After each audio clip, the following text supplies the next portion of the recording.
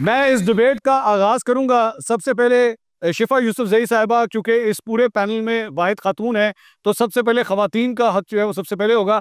शिफा साहिबा, आपकी नज़र में जो एक सवाल है जो हम लोग आज अपने तमाम लोगों से पूछ रहे हैं, आज का पाकिस्तान बेहतर था, नया पाकिस्तान बेहतर था या पुराना पाकिस्तान बेहतर था? कौन सा पाकिस्तान बेहतर है? थैंक यू जी मंसूर साहब, थैंक यू, बहुत शुक्रिया for having all of us here. Pakistan जो उनसा बेहतर था ये तो मैं बहुत अच्छे तरीके से नहीं बता सकती, क्योंकि ना मैं बहुत पुराने वाले पाकिस्तान में पाई जाती थी और ना मैं बहुत लंबे अरसे बाद पाई जाऊंगी। दरमियान का एक वक्त है जो मैंने देखा, जिसमें कि मेरा वो शऊरी लेवल, जिसको मैं कहती हूँ कि आपको जहन में चीज़ें समझ में आती हैं कि भाई अच्छा ये हो रहा है मुल्क में, ये अच्छा है, ये बुरा है, इसको बदलना है, ये ठीक नहीं है। मुझे ऐसा लगता है कि कुछ बुराइयां वक्त के साथ साथ हम में ज़्यादा रच बस गई हैं, उनसे लड़ने की ज़रूरत है। और आज का दिन मेरा ख्याल है वो अज़म का दिन होना चाहिए कि जिसमें हम ये तहिया करें कि भाई हमने कम अज़ कम अपनी ज़ात तक, क्योंकि इंडिविजुअल लेवल से चीज़ें चलती हैं ना, तो अपनी ज़ात तक मैंने क्या टैक्स दिया है, हाँ भाई मैंने टैक्स दिया है, ये सवाल हमने अपने आप से करना है।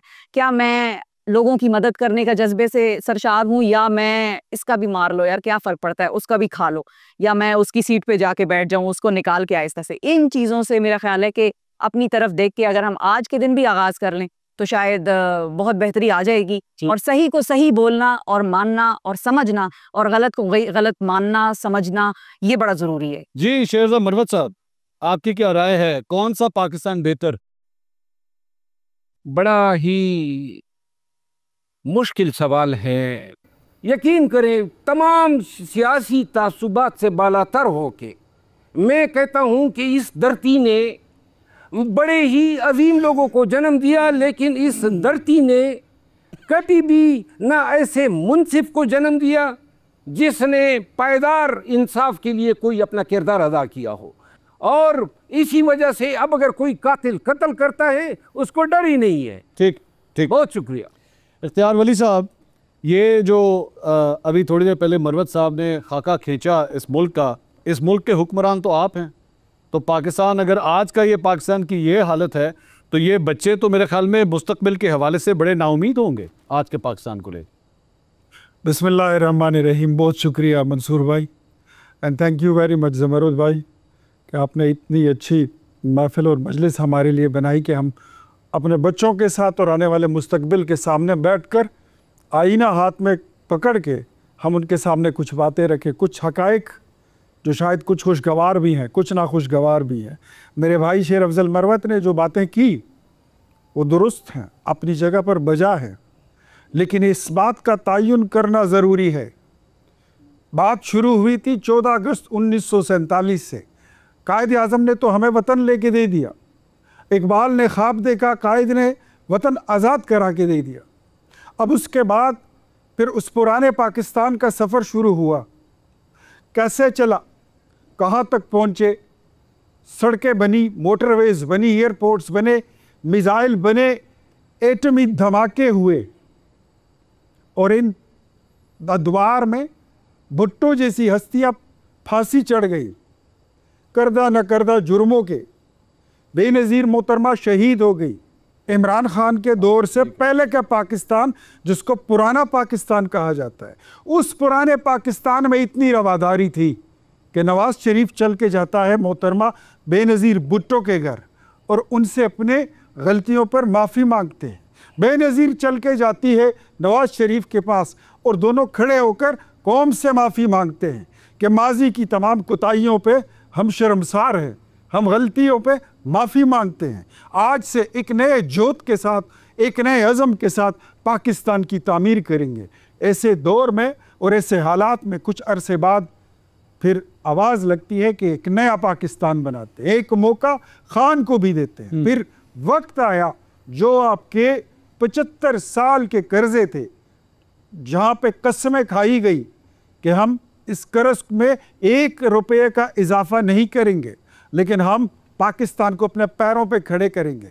और वहाँ से लोगों को टेम्प्ट किया गया कि 50 लाख घर भी बनेंगे, 1 करोड़ नौकरियाँ भी होंगी, एक नया पाकिस्तान होगा जिसमें आपके लिए, मेरे लिए, हम सब के लिए निज़ाम कानून एक होगा, निज़ाम तालीम एक होगा, निज़ाम इंसाफ एक होगा, निज़ाम सेहत सब के लिए एक होगा, और 2 नहीं 1 पाकिस्तान वो सब के लिए। लेकिन हमने फिर देखा क्या कि वो कर्जे 27,000 से 54,000 पे पहुंच गए।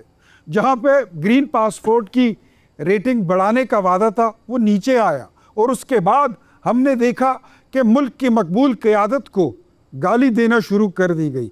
आज मुझे नए पाकिस्तान में जिस बात पे सबसे बड़ी अखलाकी तौर पे जहाँ पे मुझे तकलीफ़ होती है, जो मुझसे हज़म नहीं होती, वो यही है कि छोटे और बड़े की तमीज़ ख़त्म हो गई है।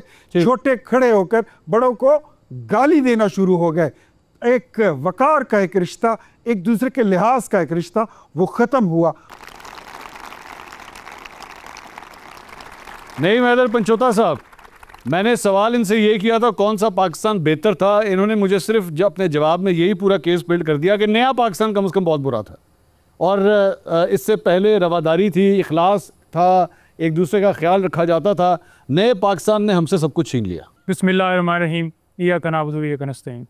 जहाँ बात है हुई पुराना पाकिस्तान, नया पाकिस्तान, क़ायद-ए-आज़म मोहम्मद अली जिन्नाह का पाकिस्तान, तो मैं क़ायद-ए-आज़म मोहम्मद अली जिन्नाह का पाकिस्तान जो है वो ढूंढ रहा हूँ। इल्हाम इकबाल ने जो ख्वाब देखा, उस ख्वाब की ताबीर क़ायद-ए-आज़म मोहम्मद अली जिन्नाह ने दी।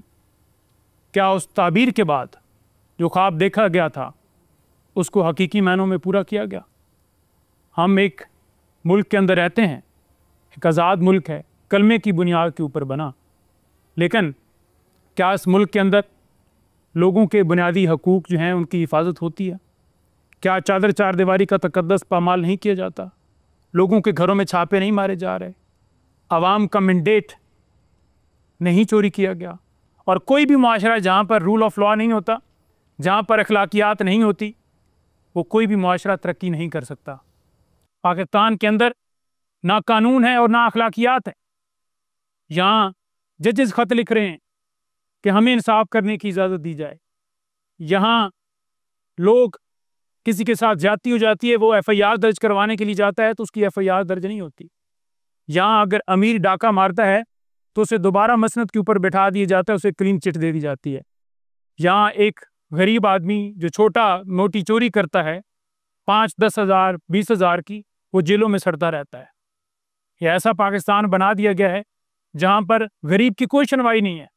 अमीर जो हैं वो बैठ के अपनी तालीमें भी बाहर हासिल करते हैं, और गरीब जो है उसके बच्चे जो हैं वो स्कूलों से बाहर हैं। क़ायद-ए-आज़म ने ये ख्वाब नहीं देखा था कि हम किसी के मरहून मिन्नत हैं।